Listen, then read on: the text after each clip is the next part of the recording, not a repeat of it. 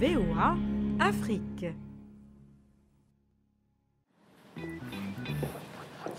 Bonjour Roger. Bonjour Anastasie, welcome, c'est vous et nous.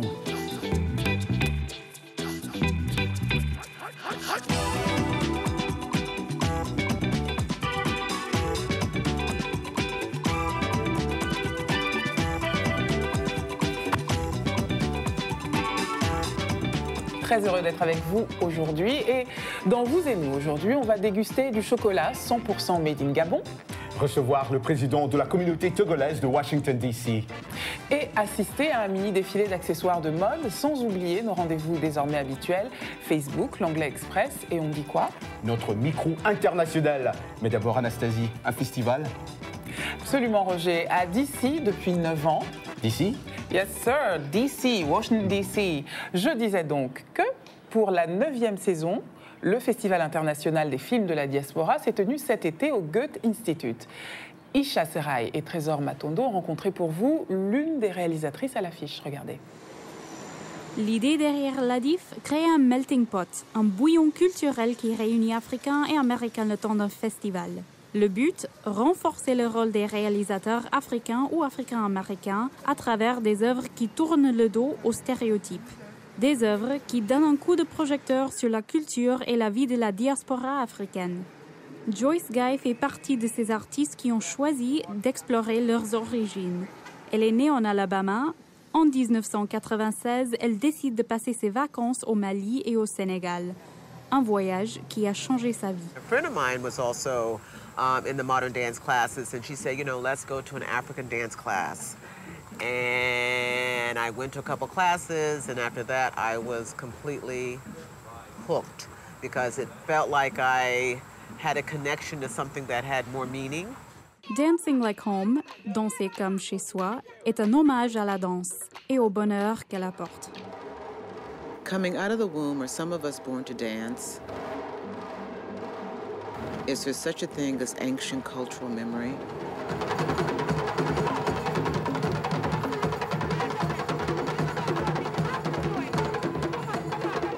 When we actually went to southern Senegal, the smells, I mean, it felt like, you know, the hot, humid air of Alabama, you know, the red, they had like this red dirt, clay, and it's like that, you know, in Alabama where my grandmother's house was. Et c'est justement cette connexion avec d'autres cultures que le festival aspire à mettre en valeur. Ça illustre très bien cette notion que nous avons du contact, de la réalité qui existe entre les Afro-Américains et les Africains. It was really cool to see from a American dancer kind of going back and her sort of picking up on it.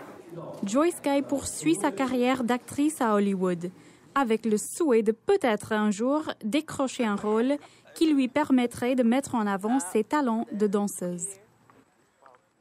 Voilà pour ce beau festival. Le film le plus attendu était Obama Mama, consacré à la mère du président américain. Je me demande si le président était invité. Écoute, je lui demanderai la prochaine fois. Je le Oui, verrai. oui, bien Promis, sûr. promis. Bien sûr, je compte sur toi, Roger. Restons à Washington, D.C. avec la diaspora africaine installée ici, en compagnie de notre invité, Victor Adoukonou. Bonjour. Bonjour, Anastasie. Vous êtes le président de la communauté togolaise de Washington, D.C. Évidemment. Et nous sommes très heureux de vous avoir en plateau. Merci beaucoup, Anastasie. Merci, Roger, pour cette Bête de rien, Victor, c'est nous. Écoutez, Victor, vous êtes issu d'un pays francophone. Comment expliquez-vous l'engouement de cette communauté à Washington?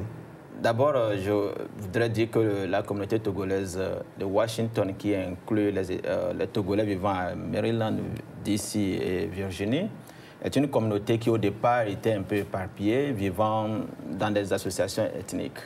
Mais cela n'a pas porté des fruits dont on attendait et nous avons décidé, compte tenu des nécessités, de se mettre en association. Et de quand date ce déclic, ce moment où on prend conscience que c'est ensemble qu'on avance unis? Oui. Chez vous, ça a pris combien? Ça a pris des années, oui. Puisque nous nous sommes mis ensemble qu'en 2014. Mieux vaut tard que jamais. Bien sûr. Donc, cette communauté aujourd'hui a compris la nécessité parce que aux États-Unis, plus précisément lorsqu'on est ensemble, on profite mieux des opportunités. Et puis, petit à petit, les Togolais comprennent cette nécessité et nous voilà ensemble unis et pour la cause du Togolais aux États-Unis. Et à votre avis, quels sont les atouts qu'ont les Togolais, on doit le dire, hein, pour s'intégrer dans ce pays? D'abord, au départ, il n'y avait pas d'atout parce qu'il y avait des barrières linguistiques.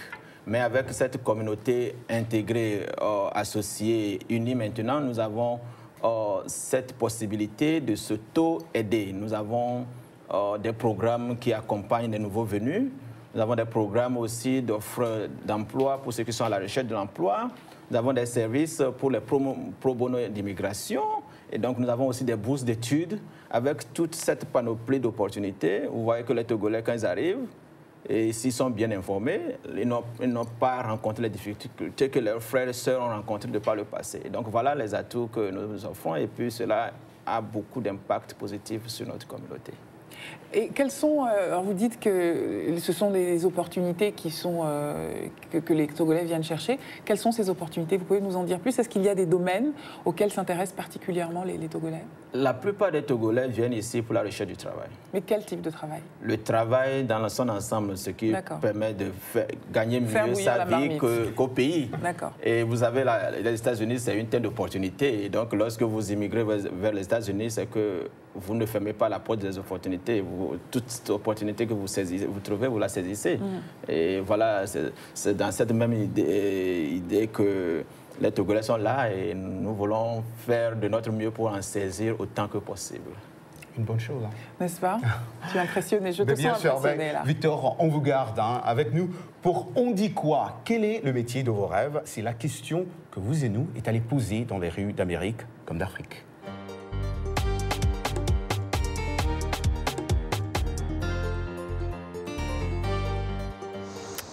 I think I would want to be a chef. Yeah, maybe a chef. Bon, mon rêve, moi j'aimerais être un avocat, soit un juge. Concernant mon métier de rêve, c'était depuis toujours d'être un promoteur immobilier. C'est d'avoir des buildings, être... Mais je sais pas trop, je sais pas. Moi, mon rêve, c'est commerçant. Mon métier de rêve, make-up artist. J'aimerais être logisticien, donc au-delà de ça, faire la logistique humanitaire pour pouvoir évoluer dans l'humanitaire au sein des organisations non gouvernementales. Actrice, être actrice. My dream job is taking care of my children, being able to stay in the home.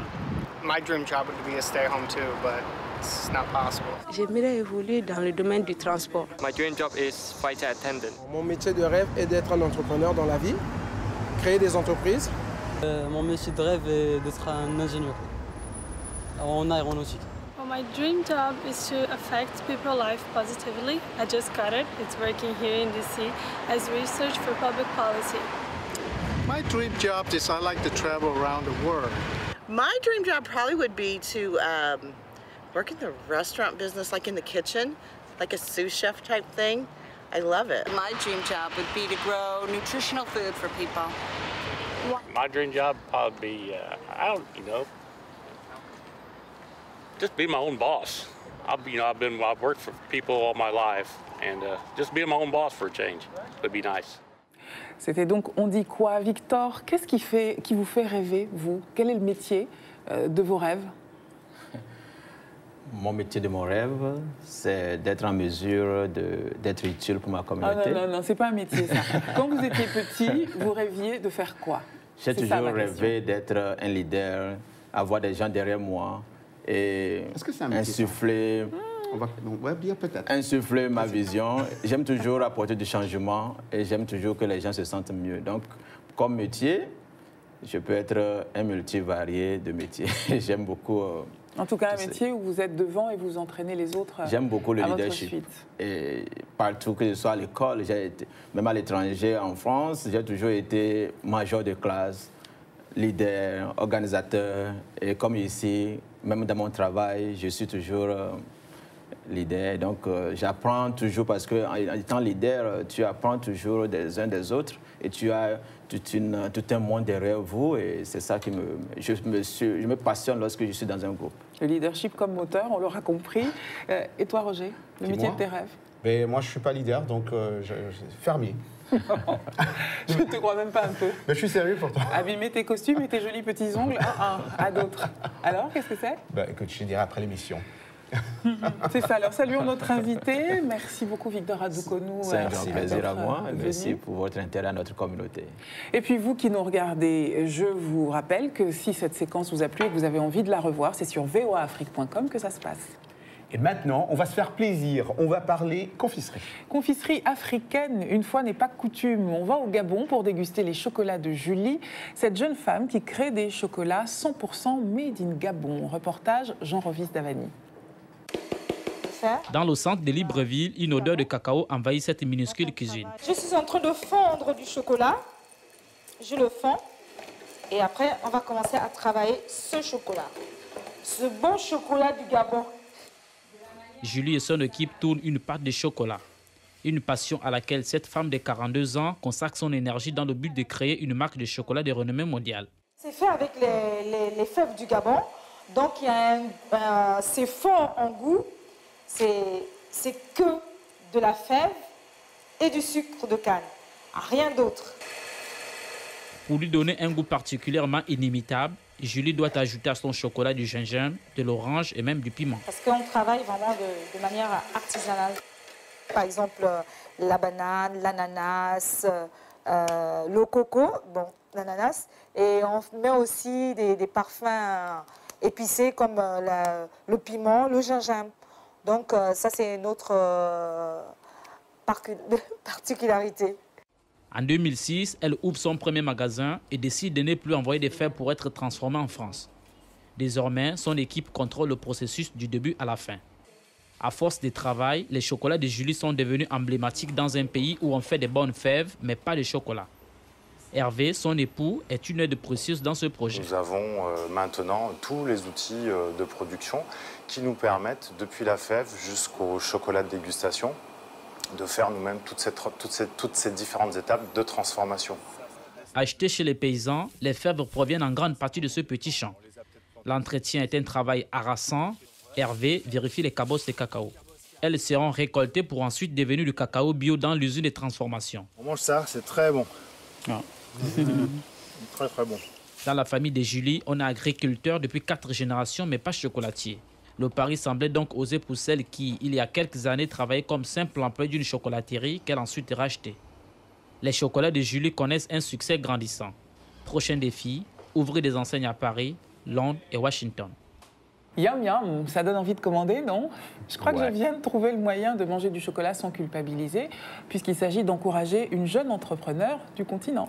Et moi, je ne suis pas trop chocolat, mais pour les gourmands comme Anastasie, il y a une page Facebook, Les chocolats gabonais de Julie. Bien noté, 1 minute d'anglais, un fashion show, c'est pour bientôt dans la deuxième partie de Vous et nous.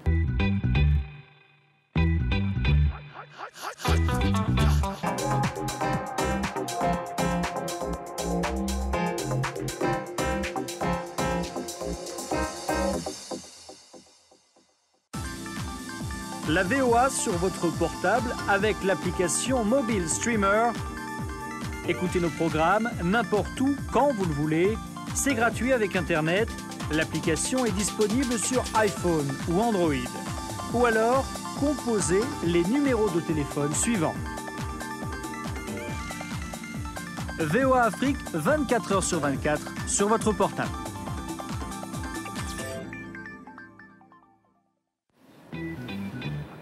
Vous et nous, part 2. Vous êtes toujours là? Tout de suite, c'est l'Anglais Express de Michel Joseph.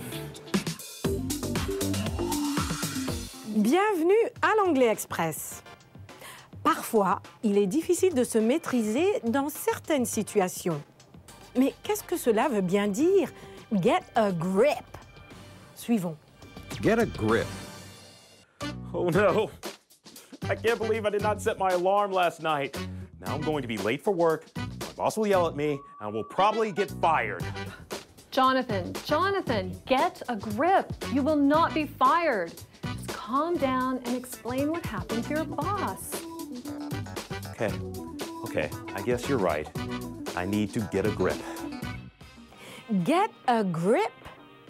C'est une façon de dire à quelqu'un de se ressaisir, de contrôler ses émotions ou de faire face à la réalité et d'agir en conséquence. Quand vous prenez charge de la situation, vous êtes capable de vous contrôler. Get a grip! Et voilà pour l'Anglais Express. Retrouvez l'Anglais Express sur notre site VOA Afrique ou sur notre page Facebook. Qu'est-ce que tu regardes, Anastasie? Ben toi, Roger, ce costume, tout ça, tout de noir vêtu, je te trouve très beau. Get a grip. D'accord. Et comme chaque semaine dans cette émission, on voit ce que pensent nos amis internautes Facebook. Allez, c'est parti. Mamadou Ouri Barry nous écrit depuis Dakar au Sénégal et il nous dit, écoute bien, d'où venez-vous, vous deux? Comment vous êtes-vous rencontrés et depuis quand? Il veut tout savoir, Mamadou. C'est quoi l'idée de vous et nous? Alors, on commence par quoi? D'où venez-vous? D'où on vient? De Mars et de Vénus, hein, comme toujours les hommes et les femmes. Un peu plus sérieux, bon, alors, je viens de RDC, Mamadou, et j'ai grandi en France. Voilà, en 2 mots, c'est ça. Et moi, je viens de Kinshasa, j'ai grandi à New York City. Alors, comment est-ce qu'on s'est rencontrés? Merci à VOA Afrique. Oui, absolument. C'est notre boss, Jeremy Gross, qui s'est dit que ce serait intéressant de nous voir tous les deux sur un plateau, qui s'est dit que les deux feront la paire. Je ne répondrai pas à cette question quant à savoir s'il a eu tort ou raison. Et quelle est l'idée de vous et nous? L'idée de vous et nous, tu l'expliques si bien, Anastasie. L'idée de vous et nous, c'est vous qui êtes en Afrique et nous qui sommes aux États-Unis et tous les ponts qu'on peut construire les uns avec les autres, tout ce qu'on a à échanger, toutes les richesses et puis ce qui nous rapproche, qui nous rassemble, dont on ne se rend pas nécessairement compte, le tout dans la bonne humeur et de manière informative. On apprend des choses, on sourit, on évolue, on grandit ensemble. C'est ça, vous et nous. On partage. Donc. On partage. Ah, voilà.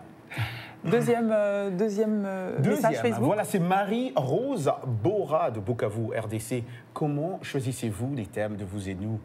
Et je pense que je connais Roger. Mais d'où vient Anastasie?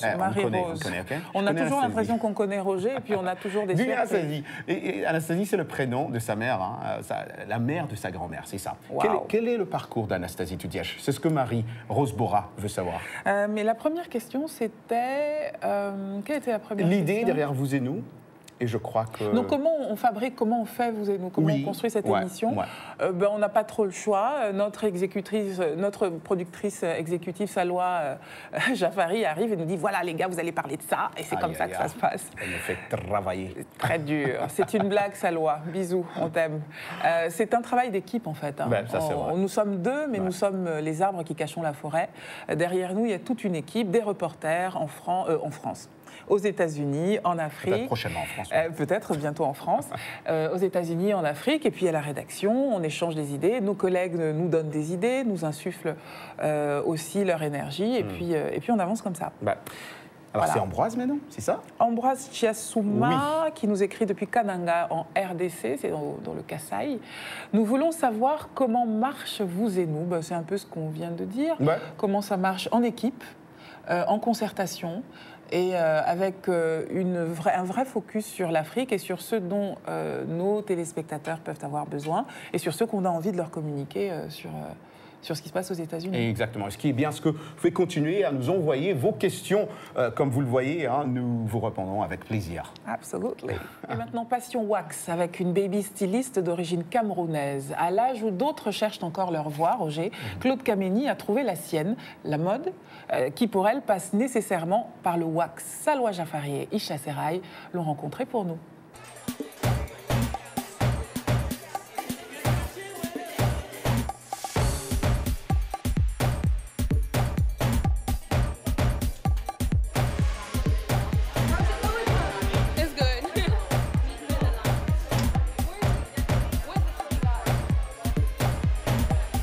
Voici Claude Kameni, 21 ans et déjà des dizaines de défilés à son actif.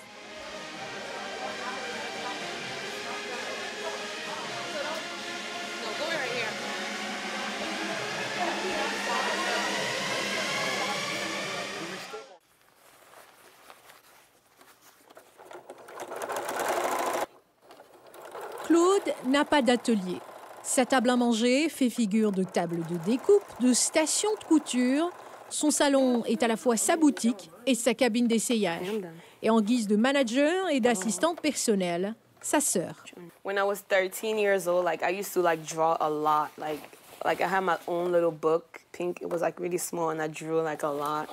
And then I used to like cut like clothes. Claude est étudiante en management la moitié de la semaine. L'autre moitié, elle est vendeuse dans un magasin le jour, styliste le soir. De sa terre d'origine, elle a gardé quelques souvenirs. Le français, pas tellement. Je viens du Cameroun et je suis venue ici le temps que j'avais 9 ans. OK. Et donc, ça fait 10 ans qu'on... Oh! Okay. Oh my God! McDonald, are you recording me? Hi, how are you? Du Cameroun, elle a surtout gardé un goût pour les couleurs africaines. Vives et pétillantes, des motifs à répétition, c'est sa griffe.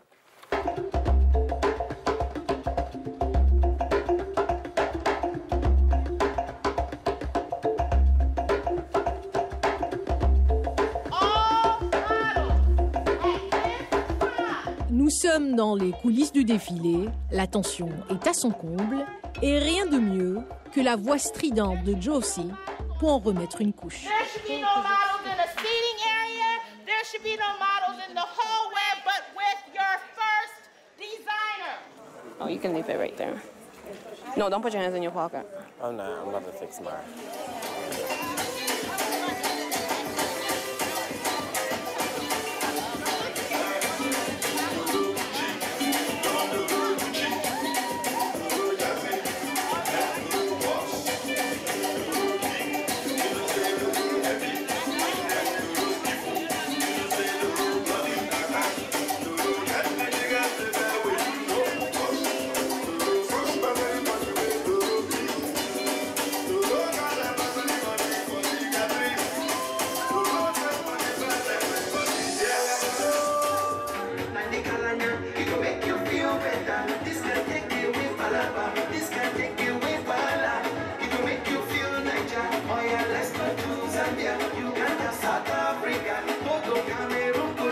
Enjoyed it so far. I think all the different fashions that were presented, the jewelry, it's stuff that I can just find myself wearing and walking down the street.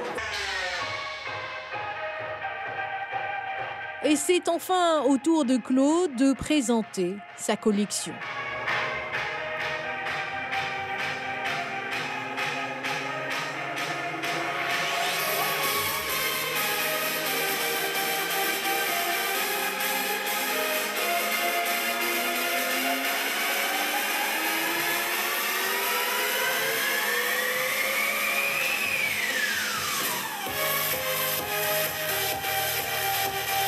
Détenue pour toutes les occasions, la touche africaine est inéluctable du haut de ses 21 ans. Elle a réussi le pari, celui de se faire un nom dans la mode africaine.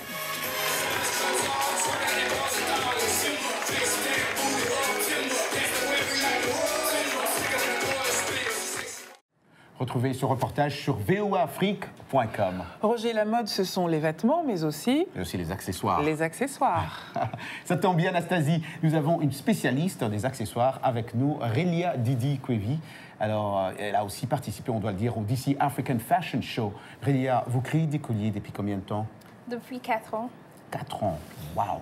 Et comment tout cela a commencé? Ça a commencé quand j'allais à l'école, au high school. Et mes amis savaient que j'aimais tellement la mode. Et puis, mes professeurs m'ont dit que je dois partir sur New York pour aller continuer dans la mode.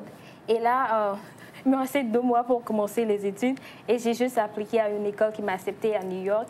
Et là, le pays m'a vraiment inspirée. Et j'ai dit, ah, voilà, comme je ne peux pas commencer avec les vêtements tout de suite, donc je vais aller avec les colliers, les boucles d'oreilles. Et de là, c'est juste arrivé. Rélia, et ces bijoux que vous les créez pour quel genre de femmes? Tout genre de femmes, mais quelqu'un qui veut être différent de tout ce que les autres font. Tu vois, Ça te rappelle personne? Quelqu'un qui est différent de... Non? Tu penses à quelqu'un? Donc ça peut être pour moi aussi? Oui. Okay. Donc c'est ça. Pas de limite d'âge, pas de limite de couleur, pas un pays en particulier? Non, c'est juste, j'essaie de mettre tout genre de culture africaine là-dedans et ma personnalité, parce que j'aime être quelqu'un que, quand je suis quelque part, je veux que les gens sachent que je suis là. Donc c'est ça. Vous êtes venu avec vos mannequins pour nous montrer quelques-unes de vos créations, musique, et puis vous nous expliquez. Alors, dites-nous, qu'est-ce que nous voyons là? Un beau jeune homme, bien sûr. Mais... Un beau jeune homme avec des colliers noirs et de différentes sortes de perles. Je voulais faire quelque chose avec beaucoup de couleurs que les hommes ne portent pas souvent. Donc c'est ça, c'est pour ça que je suis arrivée avec ça. Ne me regardez pas comme ça, jeune homme, je vais m'évanouir. Roger, tu te vois porter ça? Bien sûr. Bien sûr. Ah, magnifique. Super. Magnifique. J'adore. Merci. Et c'est qui je crois, oh, vous avez montré. Oh, il y a beaucoup. Oui. Super. Deuxième modèle. Ouais. Waouh. Ça, impressionnant. J'ai été inspirée par l'Afrique du Sud, parce qu'eux, ils aiment faire les Maasai. Je ne sais pas comment ils appellent ça en français, mais ça s'appelle Maasai. Donc j'ai voulu faire des Maasai et puis ajouter un peu de plumes. Et avec beaucoup de couleurs, quand tu arrives quelque part, on sent que tu es là. Alors j'ai l'impression que vous aimez beaucoup les plumes. Oui, j'aime les plumes parce que ça met de la différence à ce que je fais. Ça ajoute un peu. Ouais. Magnifique, merci mademoiselle. Et pour les hommes, il n'y a pas de plumes? Non. Ok. Troisième, alors là. Je vais m'assurer, quoi. Extraordinaire. Oui, ça c'est aussi la même chose, mais je voulais que ça ressemble à un soleil, mais noir. Donc je voulais faire quelque chose avec du noir. Et je suis arrivée avec ça. Et ça coûte cher? Oui. Ouais. C'est-à-dire? $200. $200 le collier? Oui. Et pour les hommes? Pour les hommes, c'est à 150. 150? Ben ça, Jean-Michel pourra acheter ça. C'est toujours un peu la même chose. Alors voilà. Ouais. Oh, à nouveau. Oui, c'est juste de même collection. Mais la première, la plus grande, là, c'est un peu différent parce que je voulais de grosses perles pour faire un statement. Quelque chose de différent. Et vous les trouvez où, vos perles? J'en ai une qui vient de l'Afrique aussi. Ça, ouais. Je voulais faire quelque chose avec du rouge. Et là, je suis arrivée avec des perles, des cristals, pour faire que ça brille.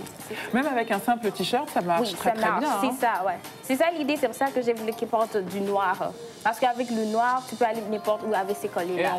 Et on peut se permettre d'être très sobre. Magnifique. Oh, cool. Waouh. Ça, c'est des boutons que j'ai recyclés.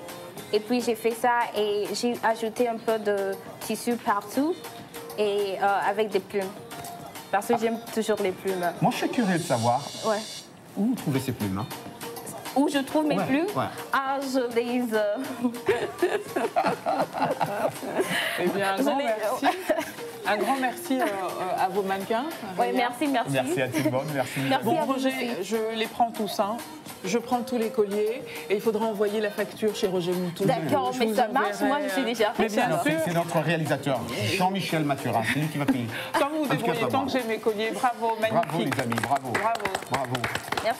Très très beau travail. C'est ainsi que se termine ce nouveau numéro de Vous et nous dans la bonne humeur et les colliers. Merci de nous avoir suivis. Goodbye Roger. See you next time. Anastasie, rendez-vous la semaine prochaine.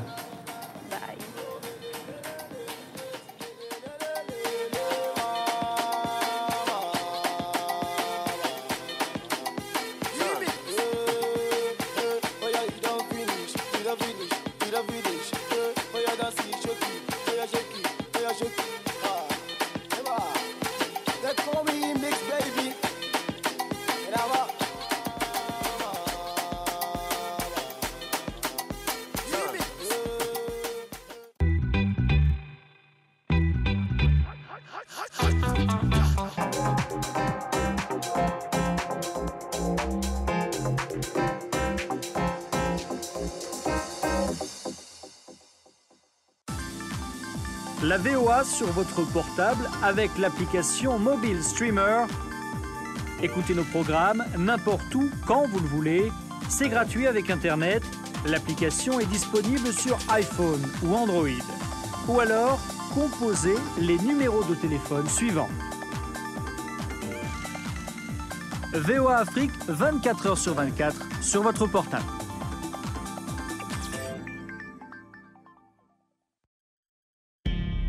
VOA Afrique.